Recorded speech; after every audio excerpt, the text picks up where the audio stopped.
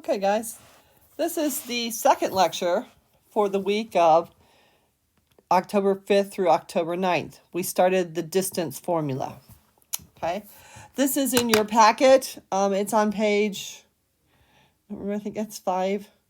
Okay, so it's the next page after when we did the midpoint. It's that next one. It's page 5. So that's in your packet. So go ahead and pause the video, find your packet. Okay, you're going to need it, and pencil. And if you have 2 highlighters, those would come in really handy too, or 2 different color pencils or pens. So go ahead, pause the video now, and go get those. Packet, 2 colors of pencils.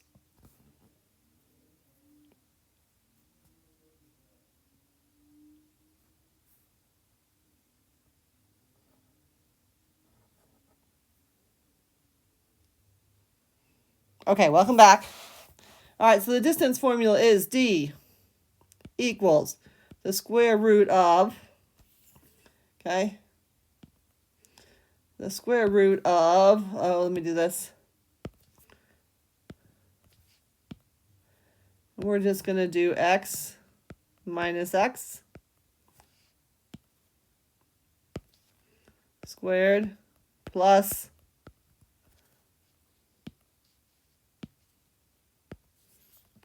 y minus y squared. Okay? So we're finding the distance between 2 points, like a line segment and the graph there. Problem number 1. Okay? So your x's are always the first ones, remember, in your coordinate pair?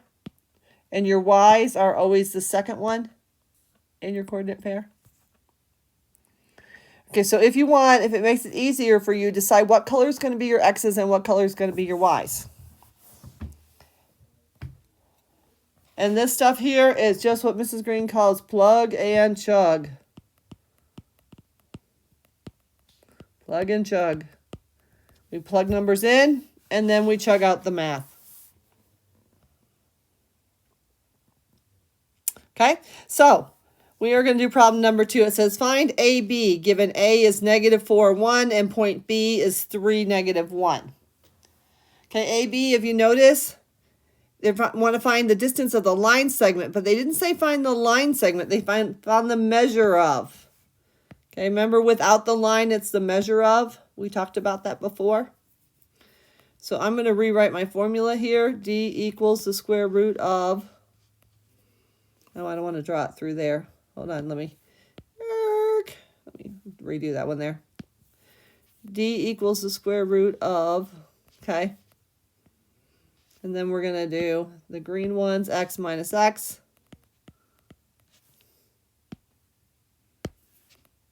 Squared plus, okay, so you guys are in luck. This is a formula that is provided to you on the state tests. That used to not be. It used to not be. Okay, so then I'm going to label my points. Okay, if you have a highlighter, you can highlight them. Or if you have your colored pencils, do your X color. Whoops. Do your X color, X and X. And your Y color, Y and Y. Or you can highlight them. Here's my X. Whoops. Whoops. Here's my X's here. And here's my Y's here. Okay. So you got them.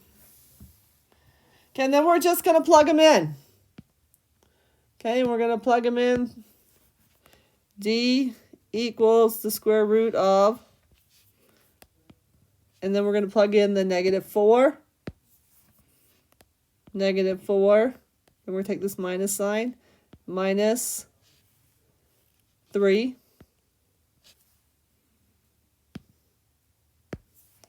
Going to square it. Plus the y's, which is 1 minus -1.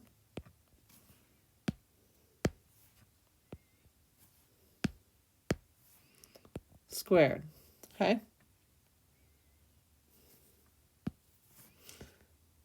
Then we're going to do our order of operations. We're going to solve this, parentheses first. Okay, negative 4 minus 3 more is a negative 7 squared. Okay, here, let me do that in the color coded here. Okay, it is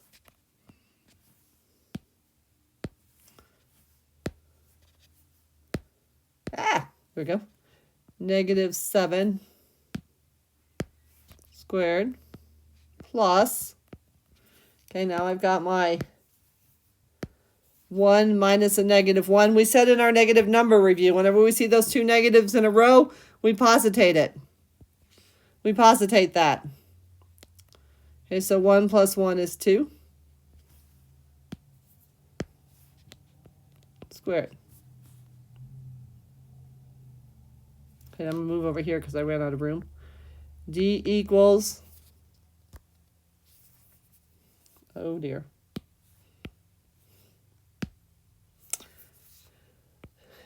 I'm used to having this whole smartboard. D equals, so I'm going to take this negative 7 and I'm going to square it. Now be careful. If you type it in your calculator, negative 7 squared, it's going to come out to be negative 49, which is wrong because squared means we take negative 7 times negative 7. And you guys know that a negative times a negative is a positive. Okay, when you square a number, you never get a negative. But I guarantee you that on any standard test you take, whether it be the state test, the Compass test for Columbus State, the ACT, the ASVAB for the military, they will have you square a negative number to make sure that you know that it's positive. So you're going to put it in your calculator in parentheses. Okay?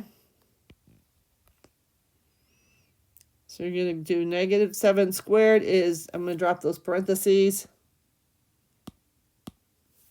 It's 49. All right, let's make it green so you can follow my work here. Okay, it is 49, so negative 7 squared is 49, okay, plus 2 squared, which is 4,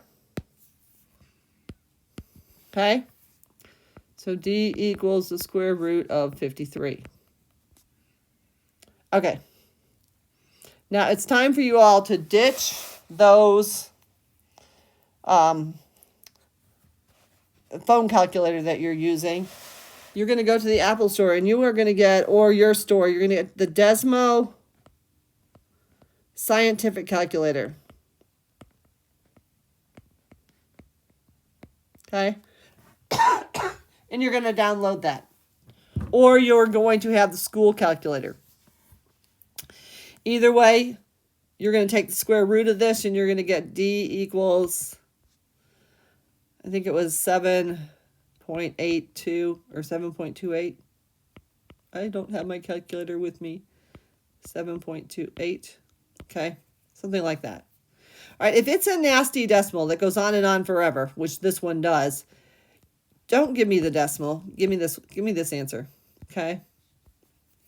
Okay, this one is the exact answer. Right? If they tell you to round it to the nearest hundredth or something, we're going to do the decimal answer. So hopefully by the time next time I see you, you're either going to have the Desmo Scientific Calculator downloaded, or you are going to have one of our school calculators, a calculator like our school calculator. Okay? So that's all the farther we got. Now, don't worry about this. All right, I can see you all bug-eyed. Don't worry about it. It looks ugly. It looks complicated. And yes, it's kind of like a baby learning to walk. You know how they crawl and then they pull themselves up and then they topple over and then they pull themselves up and they take a couple steps. Before you know it, they're running and you're catching them. Okay? That's the way this is. We're going to make mistakes right at first, but we're going to get good at it, guys. Last year, the class got really good at it. I am sure you guys are going to get good at it too. But I know it looks overwhelming. So we're going to do some more on Monday.